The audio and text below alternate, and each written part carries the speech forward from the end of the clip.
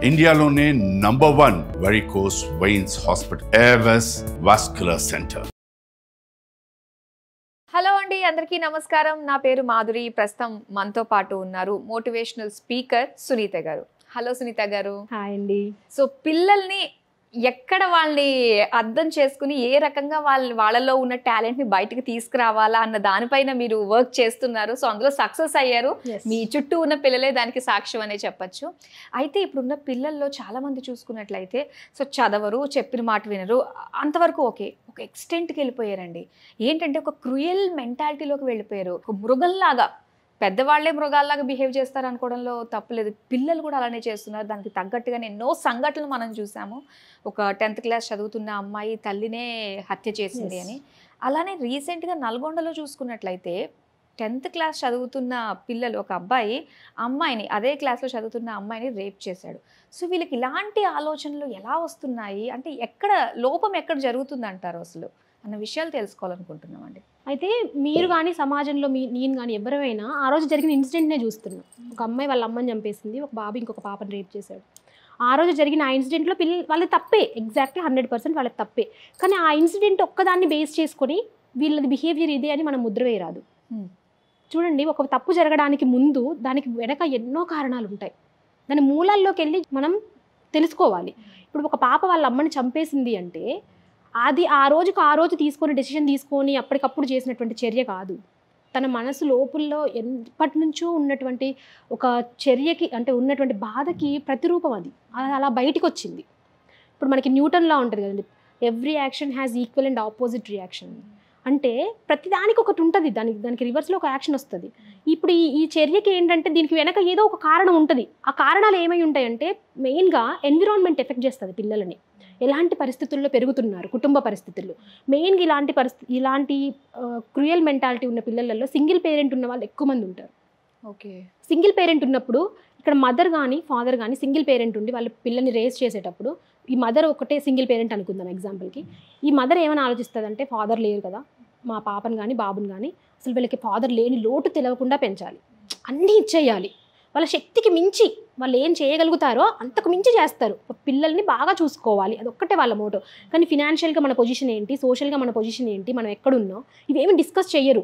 ఒక ఫేక్ ప్రెస్టేజ్లోకి తీసుకొస్తారనమాట. మనం అంతా బాగున్నాం, నీకేం కావాలో చెప్పు. ఇప్పుడు ఆ పాప ఒక 5000 రూపీస్ డ్రెస్ సెలెక్ట్ చేసి నాకు ఇది కావాలి మమ్మీ అంటే వాళ్ళ మమ్మీ ఏం కష్టపడుతుందో తెలియదు, నేను ఈ కష్టపడ్డాను కూడా చెప్పదు, తనకి తీసుకొచ్చి ఇచ్చేస్తుంది. ఇప్పుడు తనకి ఎలాంటి ఆలోచన బిల్డప్ అవుతుంది, మేము ఓకే, మేమంతా బాగున్నాం కదా, నేను ఎదుగుతా ఇస్తుంది కదా అనే ఆలోచనలోకి వెళ్ళిపోతుంది. ఇక్కడ అలాంటిది డెవలప్ చేయకూడదు పిల్లలలో మొదటి నుంచి కూడా. పిల్లలతో చాలామంది పేరెంట్స్ వాళ్ళ ఫ్యామిలీ విషయాలు డిస్కస్ చేయరు. నీకెందుకు చిన్నపిల్లాడివి అంటారు. ఫినాన్షియల్ విషయాలు డిస్కస్ చేయరు, నీకెందుకు అవసరం లేదంటారు. కానీ వాళ్ళ ఫ్యామిలీ ఫినాన్షియల్ పొజిషన్ ఏంటి, వాళ్ళ ఫ్యామిలీ సోషల్ స్టేటస్ ఏంటి, అదన్నీ కూడా చెప్పాలి. రిలేటివ్స్లో వాళ్ళ ఫ్యామిలీని ఎలా చూస్తున్నారు, ఎందుకు అలా చూస్తున్నారు, వీళ్ళ వైఫ్ అండ్ హస్బెండ్కి ఏదో ఒక తెలిసి ఉంటుంది. వాళ్ళ దగ్గర మనం చిన్నతనంగా ఉంటున్నాం, మనకి ఇది లేకపోవడం వల్ల చిన్నతనంగా ఉంటున్నాం, వాళ్ళు మనల్ని అలా చూస్తున్నారు. ఇలా అనిపించినప్పుడు వాళ్ళు ఎందుకు పిల్లలతో డిస్కస్ చేయరంటే వాళ్ళు బాధపడతారు అనుకుంటారు. కానీ బాధపడడం కాదు, వాళ్ళకి చెప్పినప్పుడే కదా తెలుస్తుంది, దానికి సొల్యూషన్ వాళ్ళు వెతుక్కుంటారు. అలా చెప్పట్లేరు. అలా చెప్పుకోకుండా ఎంతసేపటికి మనం అంతా బాగున్నాం అని చూపించడం సింగిల్ పేరెంట్ విషయంలో అది జరుగుతుంది. ఎన్విరాన్మెంట్స్ అట్లా చేస్తే తర్వాత ఏవైతే ఏమంటారు ఎమోషనల్ ట్రామా, అది కూడా పిల్లల్ని ఎఫెక్ట్ చేస్తుంది. అది ఎట్లా ఎఫెక్ట్ చేస్తుంది అంటే, ఇప్పుడు వీళ్ళ మదర్కి పాపకి మధ్యలో ఒక ఎమోషనల్ బాండింగ్ అనేది ఉండాలి. ఎప్పుడైనా పేరెంట్స్కి పిల్లలకి మధ్యలో ఒక ఎమోషనల్ బాండింగ్ ఉండాలి. ఇప్పుడు ఏమవుతుందండి, పిల్లలు మార్నింగ్ 7 o'clock స్కూల్కి వెళ్తారు, ఈవినింగ్ 7 o'clock వస్తున్నారు, తినేసి పడుకుంటారు అంతే, మళ్ళీ 7కి వెళ్ళిపోతారు. వీళ్ళ పేరెంట్స్ హడావిడి పేరెంట్స్ది, పిల్లల హడావిడి పిల్లలది. వీళ్ళిద్దరి మధ్యలో ఎక్కడ ఎమోషనల్ బాండింగ్ ఉంటుంది? ఇద్దరు కలిసి టైం స్పెండ్ చేయండి అంటే ఇద్దరు కలిసి సినిమా చూస్తారు. సినిమాకి వెళ్తే అది టైం స్పెండ్ చేసినట్ట, ఆ 3 hours ఎవరో చేసిన క్రియేటివిటీని వీళ్ళిద్దరు కూర్చొని ఎంజాయ్ చేసి వస్తున్నారు. అవును, అట్లే కాదు, ఒక ప్రొడక్టివ్ టైం స్పెండ్ చేయాలి కూర్చొని. అసలు నీకు ఏం జరుగుతుంది, నీ ఆలోచన, ఆ పిల్లలతో మాట్లాడినప్పుడు వాళ్ళ థాట్ ప్రాసెస్ ఏం జరుగుతుందో మనం చేయగలుగుతాం, మనం ఎగ్జామిన్ చేయొచ్చు. వీడు ఇలా ఆలోచిస్తున్నాడు కాబట్టి ఇది తప్పు అయితే తప్పని చెప్పాలి, కరెక్ట్ అయితే ఓకే నాన్న నువ్వు ఆలోచించేది కరెక్టే. లేకపోతే కొన్ని డౌట్స్ వచ్చినప్పుడు, ఇలాంటి డౌట్స్ పిల్లలకి సాధారణంగా డౌట్స్ వస్తూ ఉంటాయి, ఆ డౌట్స్ని క్లారిఫై చేయాలి. ఇవి నీకు అవసరం లేదు, నీకు చెప్పే విషయాలు కాదు అని వదిలేయకూడదు. మనం ఎప్పుడైతే వాడికి గుప్పెట్లో మూసేసి ఉంచుతామో, నీకు చెప్పకూడదు, నీకు తెలియకూడదని, అప్పుడు ఏమవుతుందంటే ఇంకా తెలుసుకోవాలనుకుంటాడు. ఎవరి దగ్గర తెలుసుకోవాలనుకుంటాడు? ఫ్రెండ్స్ దగ్గర తెలుసుకోవాలంటారు. ఇది థర్డ్ది, ఇన్ఫ్లుయెన్స్ ఫ్రమ్ అదర్స్. బయట నుంచి ఇన్ఫ్లుయెన్స్ వస్తుంది. ఇప్పుడు ఈ తెలుసుకోవాలనుకున్న బాబుకి 15 years ఉంటే వాడి ఫ్రెండ్కి 15 years, వీడికి ఎంత ఎక్స్పీరియన్స్ వాడికి అంతే ఎక్స్పీరియన్స్. వాడికి తెలిసిన విషయాలు వీడు చెప్పి అబ్బాయి ఇదే నిజం అనుకుంటారు. ఇద్దరు కలిసి తప్పు చేయడానికి అవకాశం ఉంటుంది. అదే పేరెంట్ నువ్వు అడిగే క్వశ్చన్కి ఆన్సర్ ఇది, నువ్వు ఇంతవరకు తెలుసుకుంటే చాలు, నీ ఏజ్కి ఆన్సరు ఇది కాబట్టి ఆన్సర్ వాడికి ఎప్పుడైతే డౌట్ క్లియర్ చేసామో వాళ్ళ ఫ్రెండ్స్ దగ్గర డిస్కస్ చేయడు కదా. అవును, డిస్కస్ చేయడు. ఇంకా ఫ్రెండ్ అడిగితే కూడా వీడు మా మమ్మీ చెప్పిందిరా ఇదే కరెక్ట్, మా డాడీ చెప్పారు ఇదే కరెక్ట్ అంటారు. అట్లా జరగట్లేదు, అసలు మాట్లాడుకోవడమే జరగట్లేదు. ఫ్యామిలీలో డిన్నర్ అయినా ఫ్యామిలీ అందరు కలిసి డిన్నర్ చేయాలి. ఈవెన్ కలిసి డిన్నర్ చేసే ఫ్యామిలీస్లో కూడా ఏం జరుగుద్దంటే most of the times TV పెట్టేస్తారు, టీవీ నడుస్తూ ఉంటుంది, టీవీ చూస్తూ తింటూ ఉంటారు. ఆ టీవీ మాట్లాడుతుంది, వీళ్ళు తినడం గురించి మాట్లాడుకోవట్లేరు. డిన్నర్ టేబుల్ అనేది ఒక మంచి ప్లేస్ ఫ్యామిలీ మొత్తానికి మాట్లాడుకోవడానికి. ఆ రోజు డే అంతా ఏం జరిగింది, వాళ్ళ లైఫ్లో ఏం జరిగిందని పేరెంట్స్తో వీళ్ళు డిస్కస్ చేస్తారు. పేరెంట్స్ కూడా డిస్కస్ చేయాలి అంటున్నాను నేను. పేరెంట్స్ కూడా అబ్బాయి ఈరోజు ఆఫీస్లో ఇలా జరిగింది, ఇంత వర్క్ హెక్టిక్ షెడ్యూల్ ఉండింది, ఇలా ఉండిందంటే మా డాడీ మా కోసం ఇంత కష్టపడుతున్నారు, మా మమ్మీ ఇలా కష్టపడుతున్నారు అని వాళ్ళు కూడా అర్థం చేసుకుంటారు. వాళ్ళు బయటికి ఎక్స్ప్రెస్ చేయాల్సిన అవసరం కూడా లేదు, చెప్పాల్సిన పని కూడా లేదు. కానీ వాళ్ళ సబ్కాన్షియస్ మైండ్లో ఒకటి ఉంటుంది అనమాట, వాళ్ళు ఎప్పటికైనా కూడా దాన్ని తెలుసుకోగలుగుతారు. కాబట్టి మనం మాట్లాడుతూ ఉండాలి పిల్లలతో.